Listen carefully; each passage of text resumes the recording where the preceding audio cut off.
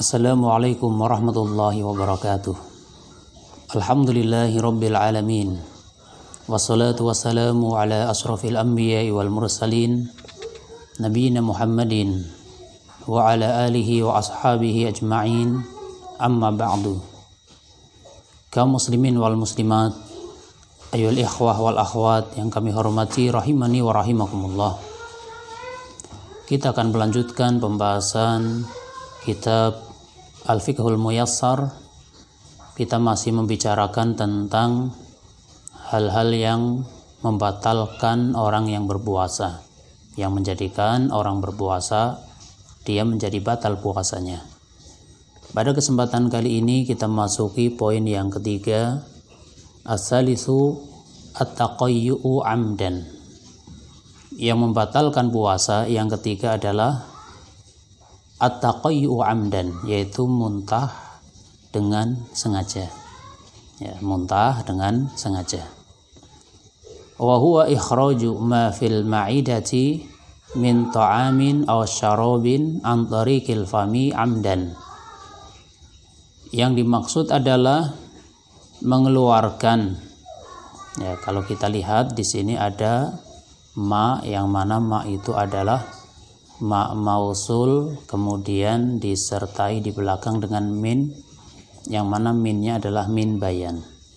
Ya, sehingga kalau kita terjemahkan dengan terjemahan perlafaz, yaitu mengeluarkan apa-apa yang ada di dalam perut berupa makanan atau minuman. Ya, maka di dalam menerjemahkan itu boleh, bahkan lebih enak, yaitu min bayannya, sesuatu yang dijelaskan tersebut ditempatkan di ma yang ada. Ya, sehingga ikhraju ma fil ma'idati min ta'amin aw syarabin an tariqil fami amdan, yaitu mengeluarkan makanan ataupun minuman yang ada di perut. Ya.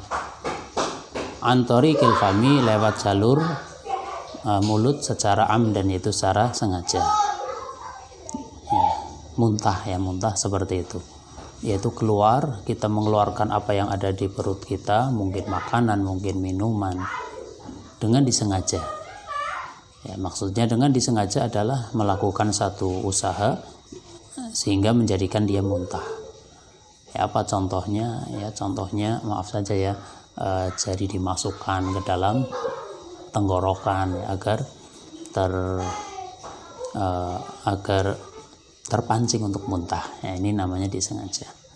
Amma idza ghalabahul qai'u wa kharaja minhu bi ghairi ikhtiyarihi fala yu'assiru fi siyamihi. Ya, adapun atau lain halnya apabila muntahnya itu bukan karena keinginan sendiri. Ya. Muntahnya bukan karena keinginan sendiri, dia terdominasi, ada rasa ingin keluar, ya. Dan itulah yang umum, yang seringnya, yaitu ketika seorang muntah maka memang kayak ada dorongan dari dalam ingin keluar. Ya.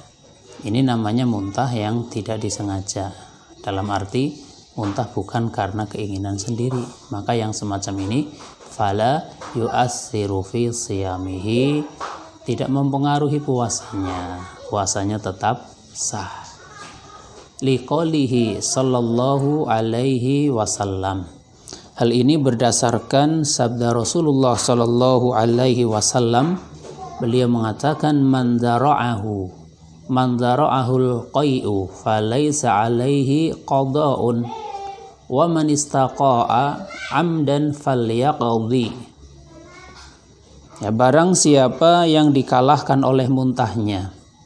Ya, diterangkan di sini man zara'ahu ay sabiqahu wa ghalabahu fil khuruji.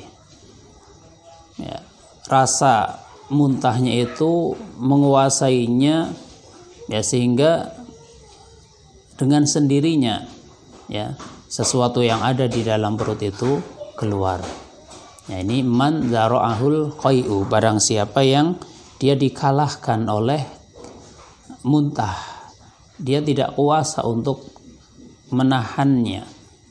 Ya, tahu-tahu tiba-tiba ada keinginan untuk muntah, maka falaisa alaihi qada'un, dia tidak wajib mengqadanya. Wa man istaqa'a amdan, dan barang siapa yang menginginkan muntah dengan sengaja, falyaqdi, maka hendaklah dia mengqadanya. Maka di sini ada perbedaan yang sangat jelas antara muntah yang disengaja dan muntah yang tidak disengaja. Kalau sengaja berarti batal. Kalau tidak sengaja dalam arti dia tidak menginginkan kemudian tahu-tahu muntah, maka ini tidak membatalkan puasa. Ini yang ketiga.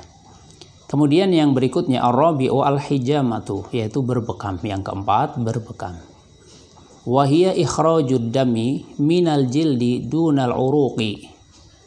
Yang namanya berbekam adalah mengeluarkan darah dari kulit, bukan dari urat nadi. Fama tahtajama as-shaimu faqad afsada saumahu. Maka jika seorang yang berpuasa dia berbekam, maka bekamnya itu menjadikan puasanya rusak atau batal. Liqaulihi sallallahu alaihi wasallam, berdasarkan sabda Rasulullah sallallahu alaihi wasallam, beliau mengatakan aftaral hajimu wal mahjumu. Orang yang membekam dan orang yang dibekam itu telah batal puasanya. Ya, ini diterangkan di rawahu Abu Dawud bi raqmi 67 wa 300 wa alfaini wa Ibnu Khuzaimah bi raqmi 83 wa 900 wa alfin wa sahhahal Albani isnadahu. At-ta'liqa ala Ibni Khuzaimah al-juz' as-salisa as-safhat as-sadisata wa salasina wal mi'atain. Ini diterangkan di hadis riwayat Abu Dawud, kemudian Ibnu Khuzaimah, disahihkan sanadnya oleh Al-Imam Al-Albani rahimahullah.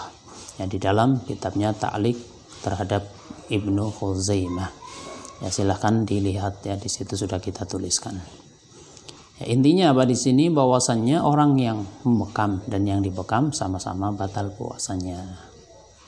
Wa kadza yufsidu saumal hajim, ya, yufsidu saumal hajimi aidan. Demikian pula bekam itu menjadikan puasanya orang yang membekam itu juga batal, rusak. Ya, yang dibekam ya rusak, yang membekam juga rusak atau batal. Illa idza hajamahu bi alatin munfasilatin, kecuali ketika membekam dengan alat tertentu, alat yang terpisah. Walam yahtaj ila masjid dami, yang tidak membutuhkan untuk menghisap darahnya. Fa innahu wallahu a'lamu la yuftiru, maka yang semacam itu wallahu a'lam itu tidak membatalkan puasa. Ya, jadi yang keempat adalah berbekam. Dan untuk poin yang keempat ini, kalau kita lihat ya, di sana cukup banyak perbedaan pendapat ya di kalangan para ulama tentang berbekam, apakah membatalkan ataukah tidak membatalkan. Ya, di sini diambil satu pendapat yang membatalkan.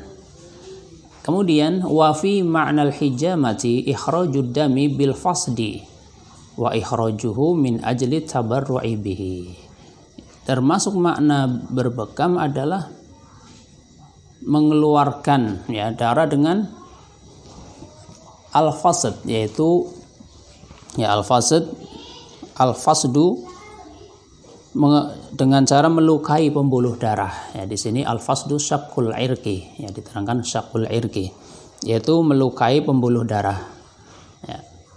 Maka ini termasuk dalam ruang lingkup bekam. Wa ikhrajuhu min ajli tawarru'i bihi, ya mengeluarkan darah dalam rangka untuk donor darah, ya donor darah. Ya, karena kasusnya mirip antara berbekam dan donor darah, yaitu kasusnya sama-sama mengeluarkan darah. Ya, simpelnya apa? Simpelnya berbekam itu membatalkan, donor darah juga membatalkan. Meskipun demikian di sana ada perbedaan pendapat, maka kita menghormati pendapat lain yang di situ mereka para ulama memiliki argumen Ya, akan tapi kita sedang bacakan apa yang ada di sini. Di sini diterangkan tentang batalnya orang yang berbekam, baik yang membekam ataupun yang dibekam, kecuali tadi ketika membekam menggunakan alat yang tersendiri, alat yang terpisah. Ya, adapun mungkin ada yang berpendapat bahwasanya batalnya puasa itu kan memasukkan sesuatu ke dalam perut, bukan mengeluarkan sesuatu dari tubuh. Ya, maka yang namanya berbekam itu sesuai ya dengan kias yang ada, sebagaimana tadi muntah itu kan mengeluarkan bukan memasukkan.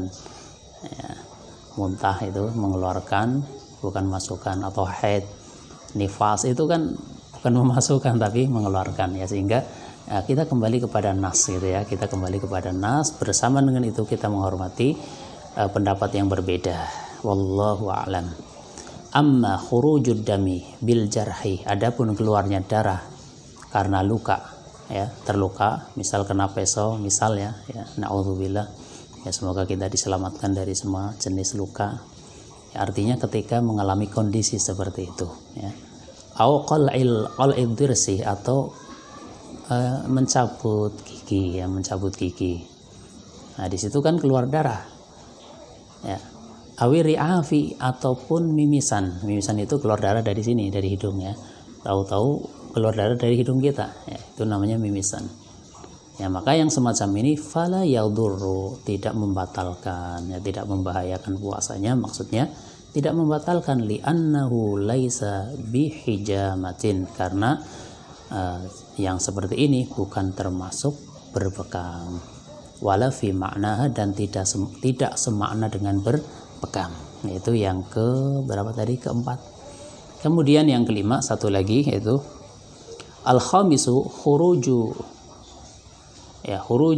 damiyil haidhi wa nifasi, yaitu keluarnya darah haid dan nifas, ya, atau di nas yang lain di situ damil haidhi wa nifas, ya, keluarnya darah haid dan nifas.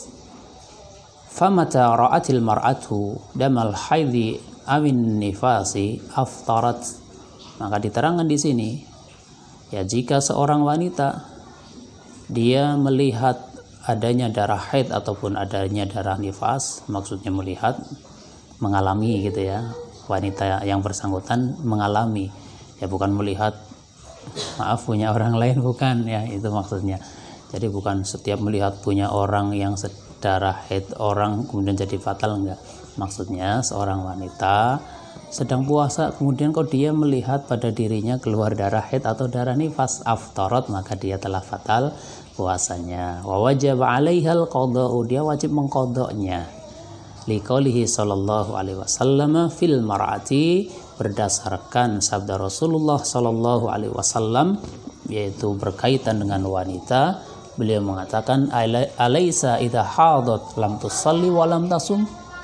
Ya, alaisa idza hadat, bukankah seorang wanita apabila dia haid, lam tusalli wa lam tasum, dia tidak salat dan tidak berpuasa. Ya, ini menunjukkan batalnya puasa ataupun salat yang dilakukan oleh wanita yang haid, sehingga otomatis ketika datang haid, ya, puasanya batal. Meskipun 1 menit sebelum berbuka datang haidnya, ya udah, dia batal ketika itu, ya, terhitung hari itu dia tidak berpuasa.